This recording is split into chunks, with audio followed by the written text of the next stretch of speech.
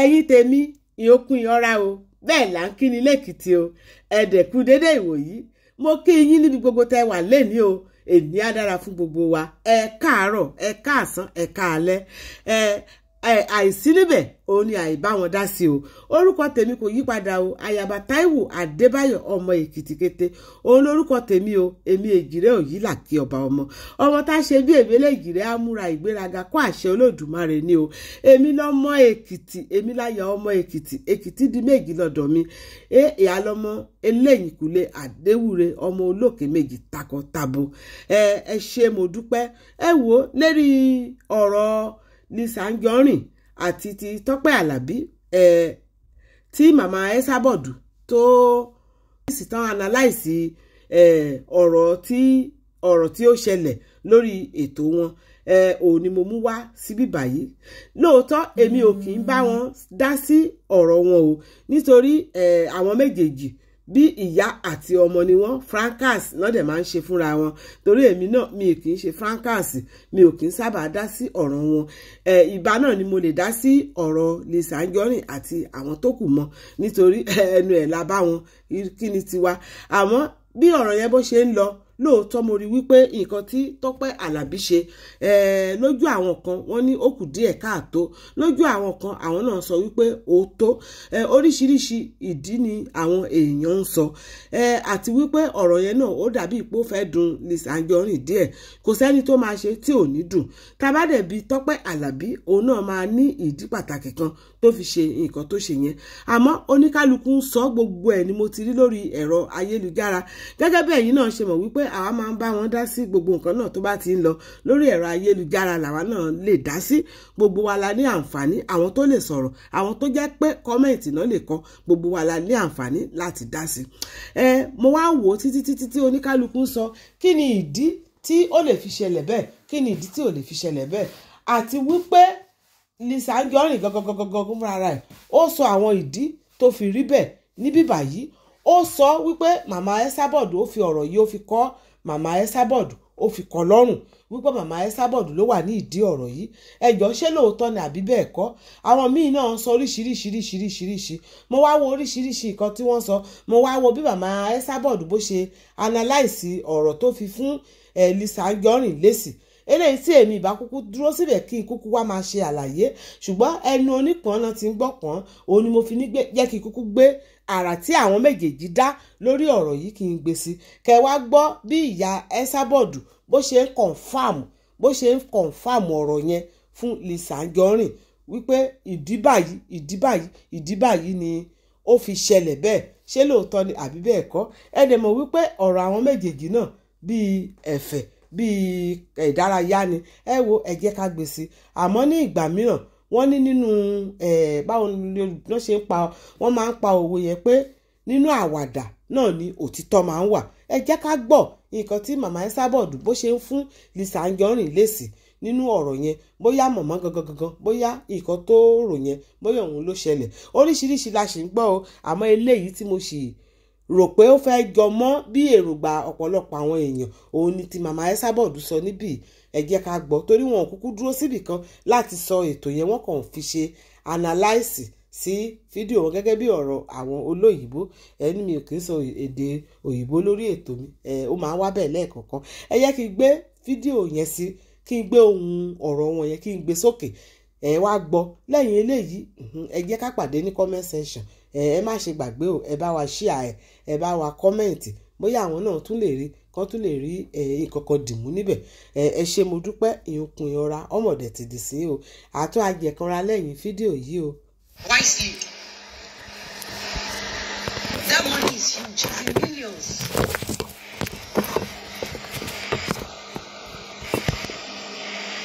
She was paid 3.5 million. Ew.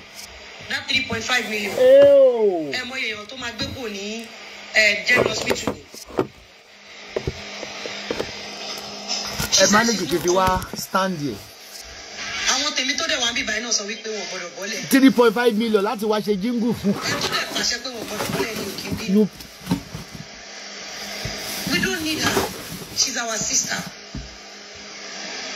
Why do we need her? Copy nìyẹn now.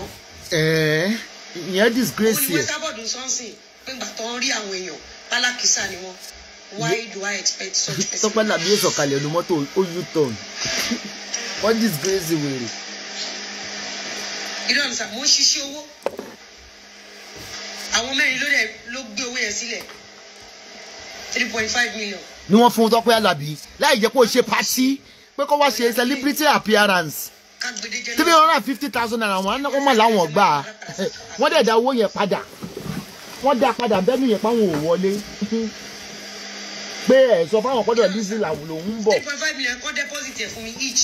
Alájà fẹ́ California Paradise. 3.5 ẹgbàá wá o. Ẹgbàá 1 million mẹ́ta 500,000 kan ṣọ́run ra wọn pin ní. All the way from America. Wọ́n ṣiṣẹ́ nínú òtútù. 3.5 ṣé wọ́n ṣe party ni wọ́n gba 3.5. Àti Tope Alabi that didn't come out from the car. I don't know. Kò lè wọlé because wọ́n sọ pé wọ́n ló ń bọ̀ wá bá. Èmi ò mọ kankan.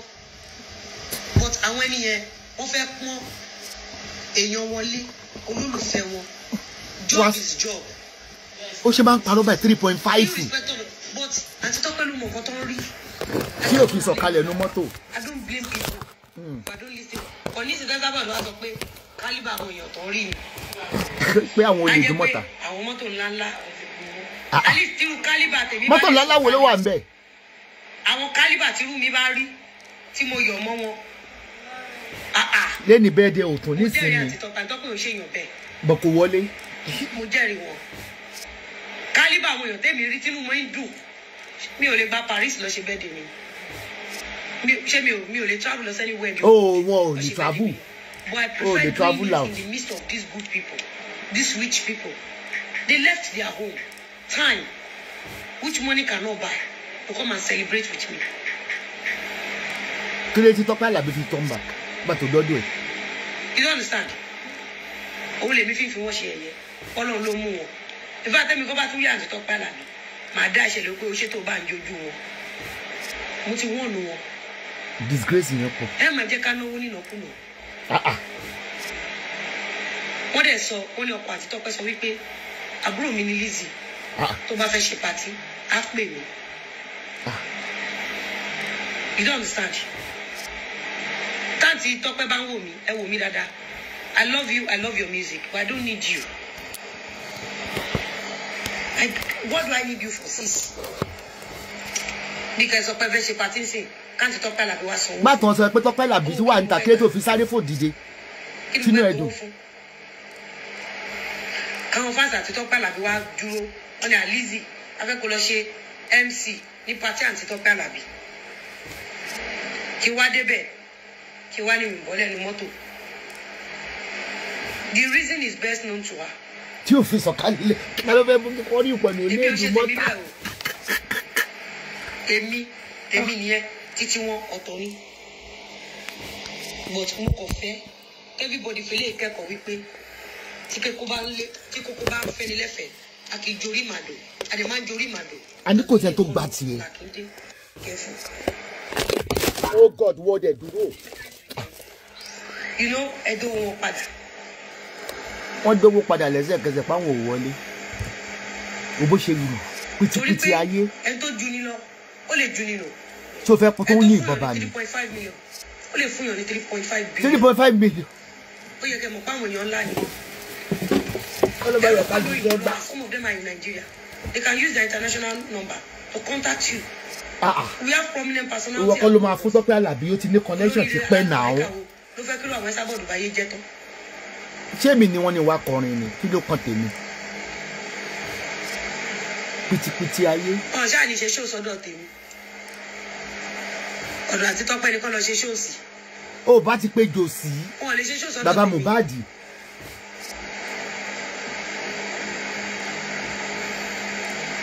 Wọ́n lè ṣe ṣó sọ́dọ̀ tèmi. Àti Tope ni kọ́ lọ máa ṣe ṣó fún. This lover ni títẹ̀ Tope Alabi. This lover ni blackmailer. Esabod sọ pé àti Tope sọ pé ríṣiríṣi lọ tá wa. Bẹ́ẹ̀ni tírẹ́tì lọ tá wa. Ìrọ̀mú nígbà tó rí pé ríṣiríṣi ni ò ṣe wọlé.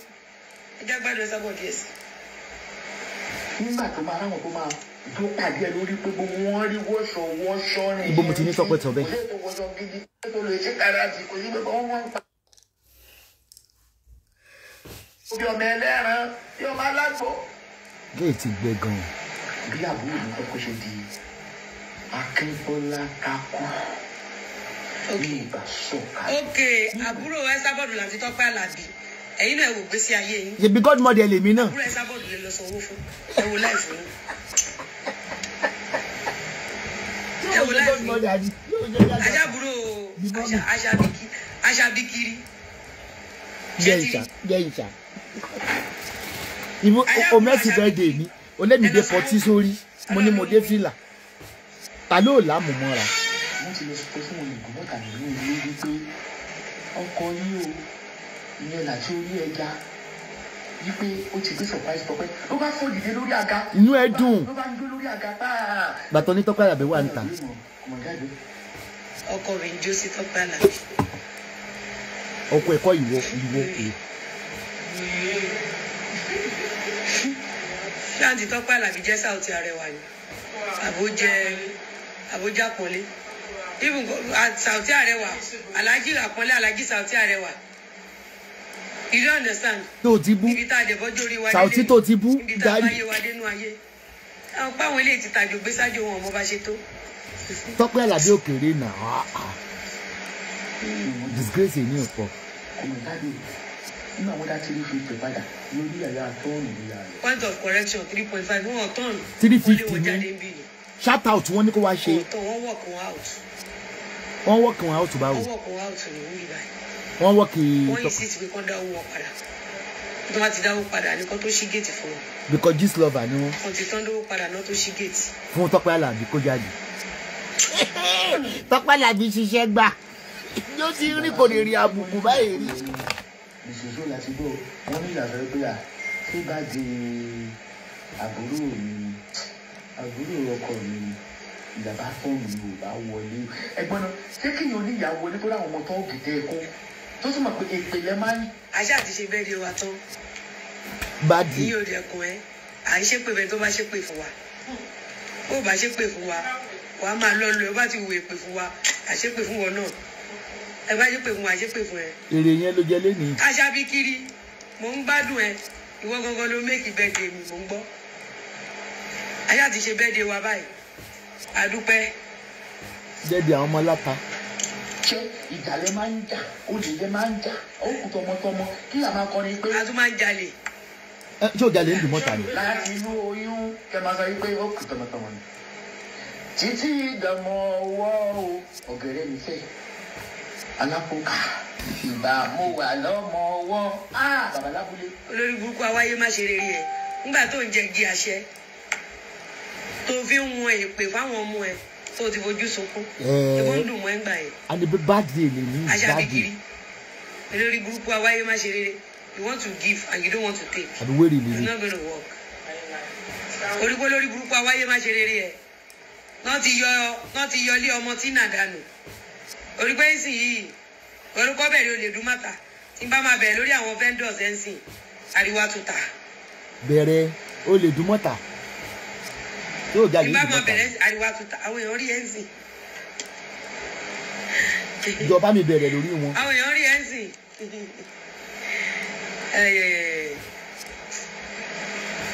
Ṣé ẹ mọ̀ wípé ìyẹn ò sún mọ́?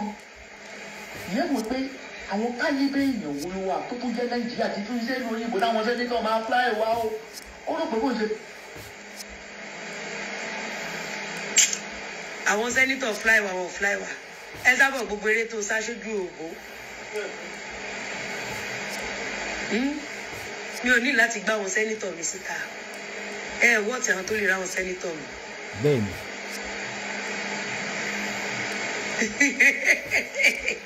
Ok, ẹ ti rí ibi tí náà kì í ti wọ́ kíní. Esabod mo pè mo ya dànù ni.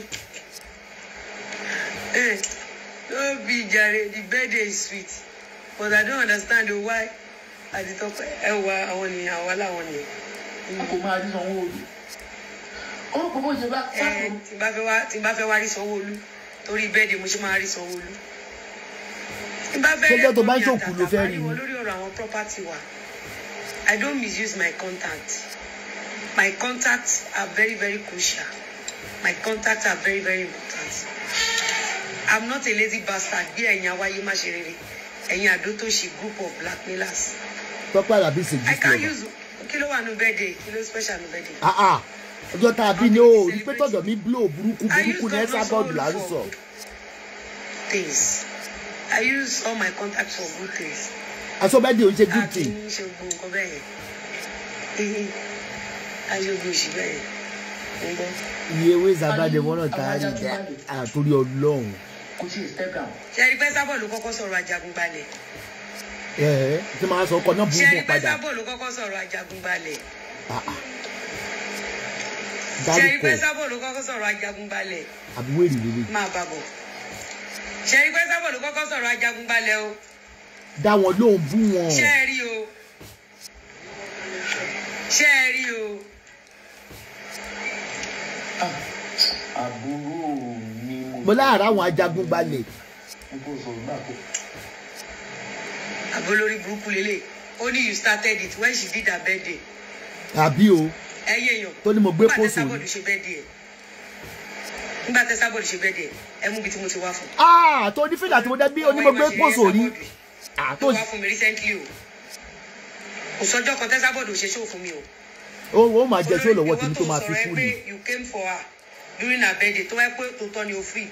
Àmọ́ tó wá pé rọ́ ni bó bá bí gbọmọ wá fọwọ́ ẹgbẹ́ wọn. Ní tí mo stream ń jẹta. Ètò yìí ṣáá ni Ọlọ́run ò ní jẹ́ kẹ́nìkankan gbọ́ ọwọ́ ara ẹ̀ gbọ́mọ sí kí ló dé lórí ọ̀rọ̀ social media yìí náà ṣáájú Anjọrin. Ètò yìí ti pọ̀ jù ẹ máa gbọ́. Òpó mi lábá ní nígbà tó gbé fèsì jáde fèsì mi ní sáì tó gbé jáde ṣé mo ṣe ṣó fún ṣó. Bó o dákẹ́ mi ò ní dákẹ́. Fún fèsì mi tó gbé jáde. Ètò ṣe páàsì ó mọ jìyà lọ títí ayérayé ni wá fún vendors kò kàn mí orúkọ mi ò ń jẹ́ vendors àdàkẹ́ gbogbo ètò ṣe ó mọ jìyà ẹ̀ lọ títí ayérayé ni. Ṣó dẹ rí. Ta ló bẹ̀rù ẹ? Ibi tó lọ́n ba tiẹ̀ jẹ́ dé o lọ léèwé. Kò necessary. O ráyé wá gbogbo àwọn tó gbé polówó fún ẹ kò tún ba tiwọn jẹ́. Kò ṣe nǹkan kan Ọlọ́run ló ní orí bẹ̀ mo ṣe. Orí bóyá ṣẹ̀sìn yẹ máa wo ó jẹ́ ti o.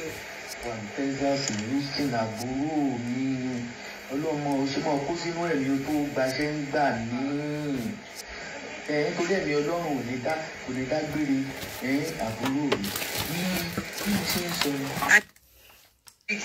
ń sọ lọ nígbà ìyàgbókò sínú bọ́ọ̀sì ẹ̀kọ́ tí ń tẹ́ bọ́ọ̀sì ló bá rí gbogbo àwọn ọmọ nǹkan jáde wọ́n ní wọ́n ní pínṣín kó kátẹ̀ láwọn tó ń máa tọ́ wa bẹ̀ àwọn kéèké.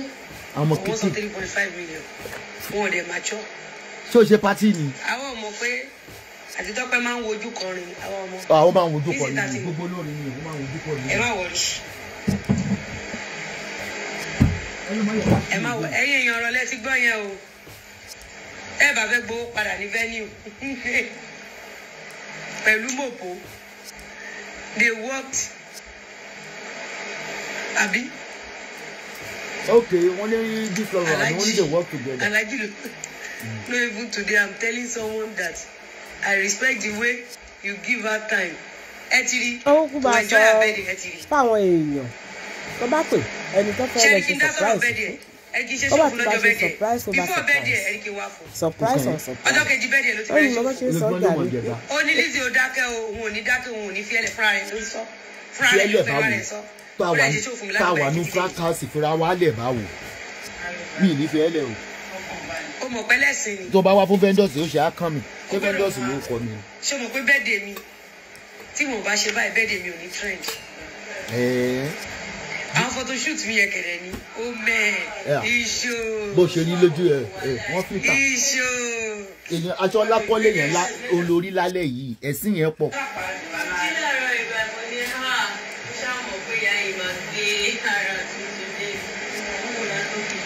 Mi ò ta sí o kódà ó ṣe ṣó kan fún mi níjẹta àbí jẹrin ó lọ mú ṣó yẹn mo ṣe ní site kò sí tí ó àtàkì business mi nínú ṣó yẹn. And so what? Mi ìdánù kódà mi ìdárúkọ ẹ. O àlọ́ mọ̀ jẹ gba lọ ní next time ó gbẹ tó bá gbẹ Esabod ní wá fún mọ́lá yí ẹ̀ ó mọ̀ jẹ gba lọ ni. Ẹ lọ mú bí mo ti dárúkọ Esabod mò ń wò ni torí mọ̀ pé olórí burúkú ẹ̀dá ni ó máa ń ṣàbí kiri ni. Kò ṣe nǹkan kan jẹ́ ìta. Ó máa ń ṣa ibi kiri ni. Ilẹ̀ tibitire ládálẹ̀ ayé jẹ́ ìta tibitire ládálẹ̀ ayé wọ́n ní ibi tó wà tí mò ń ṣàkiri. ẹni tó kọ̀ fi titi ẹ̀ kó bá òun làánú ẹ̀ ṣe ni. kò ṣe tó kàn tá sí i. àti Tọ́pẹ́ ṣẹjá wa òkè sísá mi ìchoke ṣẹlẹ̀ ní wípé ní ẹdẹ ti dẹnu yẹn báyìí kó sọ̀kalẹ̀ ó dẹ̀ tó ń bà bó ṣe rí. ẹ ti rí ó máa ń ṣàbíkiri ni àwọn ẹ̀kọ́ sọ pé 4 million àwọn fún wọn náà 3.5. 4 million lẹ fún Tọ́pẹ́. 4 million lẹ́sàn wàhálà kí lẹ wá lọ síbẹ̀ bọ́ẹ̀ mọ̀ pé ní ẹ close Esabod now why did you do that? You shouldn't have do that now. This lover ni. Èèyàn máa ń wo bàrí èèyàn ni. Àdòtóṣì ni. Ẹ̀yin lẹ gbéra yín lọ bẹ̀. She's a blackmailer. Wọ́n ní 4 million náà sọ náà 3.5. So orí mi àti ẹ̀ papọ̀ rí. They are doing this to bring down your person. Ìgbà tí o ṣe pé bóyá mo talẹ̀ fún yàn mi ò fún. Nobody can bring down my personality. Ó yọ ní pàtí ẹ̀ lẹ́yìn. The only thing that can bring down your personality is when you are fake, when you are not genuine. O kò fún wọn lóúnjẹ, kí ló tó fún wọn lóúnjẹ àti dúró? When you are evil. I'm doing well. I'm doing beautiful well. Gbogbo Esabod ṣe sórí burúkú ẹ̀ tó. Ẹgbẹ́ tó sọ pé máa ń fi hàn ní mi. Esabod tó lè jáde kó tó lè pè mí. Máa fi hàn kọ́, máa fi hàn. Kí ni jẹ́ máa ń fi hàn? Ẹ mọ ohun tó ti jọ sọ. Ó tó lè pè mí ní máa ń fi hàn. Kì í ṣe tó ń jẹ́ máa ń fi hàn. Máa fi hàn bá wo gírádẹ́ẹ̀tì oṣù.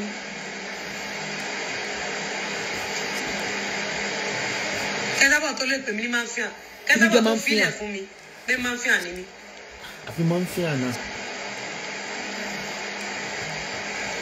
Kí lẹ wá dọ́dọ̀ àǹtí Tọ́pẹ́, kí lẹ lọ ṣe ń bẹ̀? Kí lẹ fẹ́ fà àǹtí Tọ́pẹ́ ṣe? Ṣé 5 minutes àǹtí Tọ́pẹ́ ló fẹ́ múùfù mi? Àwọn ọmọ eléwì yẹn mo gbádùn wọn. Kí ni wọ́n fẹ́ kọ? Kò sí jíngù ẹ̀yọ kan. Kò sí Nollywood ẹ̀yọ kan. Tí bá dìjọ orin àǹtí Tọ́pẹ́ máa lọ online, máa lọ reels, máa lọ download orin wọn, máa fi sórí kìíní mi. Reels yẹn kẹ̀dẹ̀ ní dátà mi wá tún fún àǹtí Tọ́pẹ́. Bọ́ àní bọ́jú ayé yẹn bá ṣe rí bẹ́ẹ̀ yẹn. Ṣé ní bọ́jú ayé ẹ̀ ti ń bàjẹ́ bá? Kò má rẹ̀ nìkan ṣe jíngù ẹ̀yọ kan. Kò sí Nollywood ẹ̀yọ kan tó celebrate ẹ̀. Ṣé bó ṣe ń sọ tèmi fáwọn kò celebrate mi? Àìmọye. Èrè àsálátù ó wà ń bẹ̀. Èrè àsálátù tún máa fún wa lálùjọ. Àpọ́nlé ànábì wà ń bẹ̀. Bàbá Josi. Muslim ni wà náà. Josi Mohbad náà wà ń bẹ̀. Surprise làwọn náà pè é. Gọ́gọ́ bá sọ fún mi, àní ẹ má kówó yín tó tó bẹ̀ yẹn. 4 million. Tẹ bá fẹ́ àǹtí Tọ́pẹ́ mi kàn lè lọlé wọn. Àǹtí mo fẹ́ ṣe bẹ́ẹ̀dì lọ́jọ́ báyìí. Kò lè ṣílẹ̀kùn fẹ́ tí ó sọ̀kalẹ̀ ní pàtí ẹ̀. Ta ló fẹ́ kán rólè mọ́ òun? Ó lè dùn mọ́ta. Ó pè ní woman yẹn disgrace ẹ̀. Woman yẹn dé pàtí ó drive báyìí orí báyìí ó turn back ni. Ó wá pe manager kò tó wá gba 350 owó tán san fún un kó òun mọ̀ pé ibi tán pé òun wá ní. Àwọn tó ti ń kọrin fún wa lọ́fọ̀ọ́. Kí lèmi àti yín ti ṣe láti fi promote wọn? There are some ó dábẹ́ ṣe tẹ́. Díálí or díálí. Bọ̀bọ̀ kan wà lórí Facebook agbẹ́dẹ́gbẹ̀yọ̀. Tó bá fún agbẹ́dẹ́gbẹ̀yọ̀ ní 1 million, á ṣe ewì kọ́. Wọ́n ò lè rántí ẹ̀. Agbẹ́dẹ́gbẹ̀yọ̀, wọ́n ò bí iye èèyàn. Kò sẹ́ni tó mẹ́ni tó ń sọ yẹn. Public figure ń Tọ́pẹ́. Celebrity ń Tọ́pẹ́.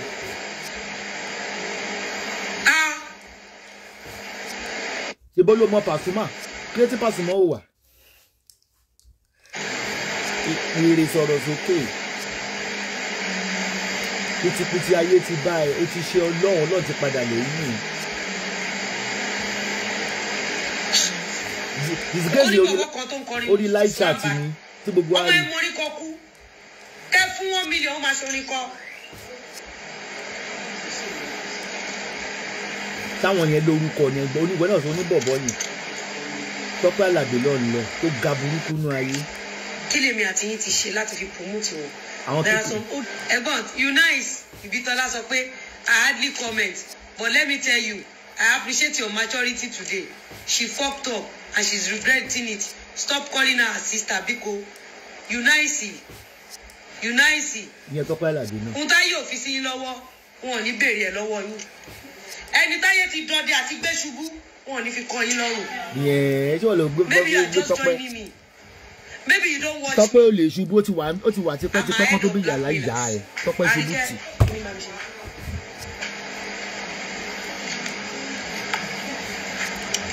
Tope ṣọmọlúwàbí ló dé disgrace ẹ.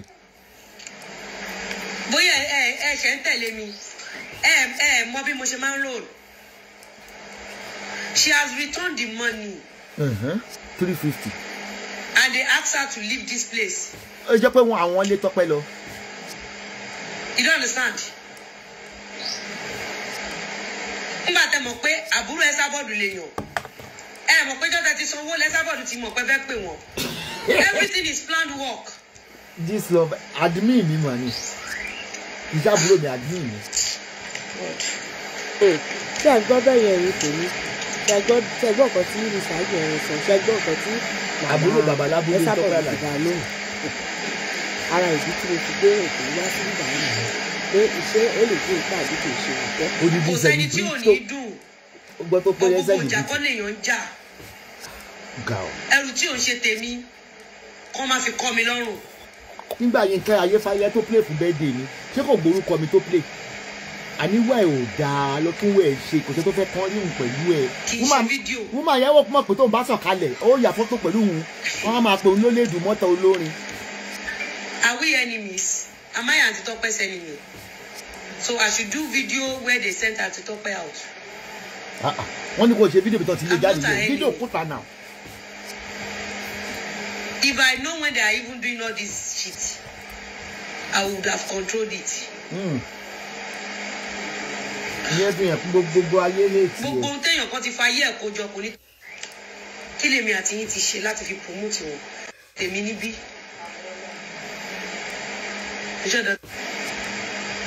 Ẹ̀yin tẹ́ dáwó tẹ́ bá mi pín Aunty Tope Alabi.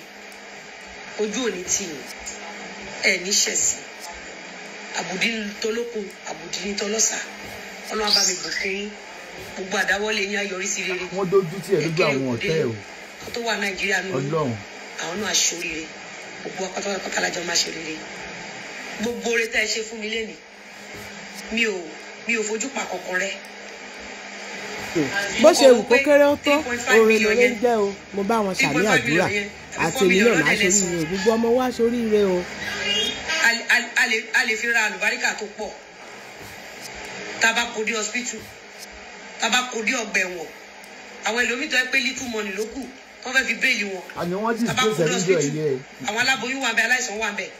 That 3.5 million, 4 million goes a long way.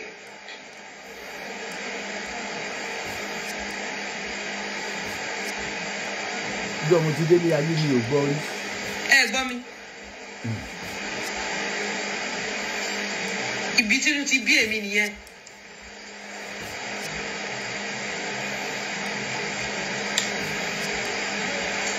Ẹ̀kọ́ sọ pé Temisan Nation. Esabod has escalated it already. We have to see our own side of the story. Èmi ò rí Aunty Tope. Mi ò rí wọn. Èmi dẹ̀ kọ́ ni mo pè wọ́n. Ẹ̀yin tẹ́ fowó pè wọ́n. Ṣé fẹ́ gbọ́ tẹ́lá wà sọ pé 350,000 lẹ́sàn. Ṣẹ́rí nígbà míì wà tábà fẹ́ bẹ́ lómi ìjà torí effect tó máa ní side wa. Tábà wà ní public domain. Aunty Tope ọ̀ṣọ́mọ kékeré o. Ọ̀ṣọ́mọ kékeré o. Aunty Tope àgbà ọ̀jẹ̀ ni wọ́n o. Inú iṣẹ́ ká lọ kọrin fún yàn o. Ayé ò ní mú wa mo sọ tèmi o.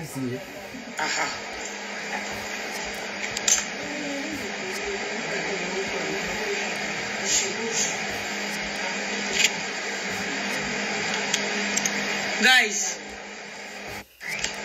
kí lèmi àti yín ti ṣe láti fi promote wọn? There are some old. Ṣé tí wò promote wọn? Ṣé tí wò fi promote àwọn tí wò ń sọ?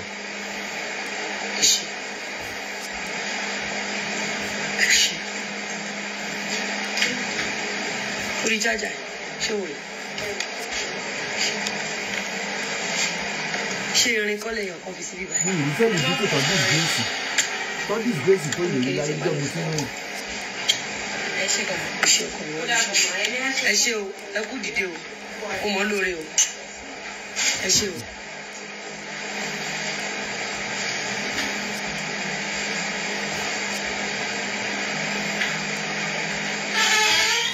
Esabod lo escalate ẹ rí pé mo manage ẹ mo ò dẹ̀ lè manage ẹ jù báyìí lọ ẹ jẹ́ ká ṣe fàájì wa gbogbo yín tẹ́ dìde tẹ́ travel wa mo dúpẹ́ o. láti London àti America. kí lèmi àti yín ti ṣe láti fi promote wọn. There are some who got me. I am super happy. And you are the reason behind my happiness. Thank you so much.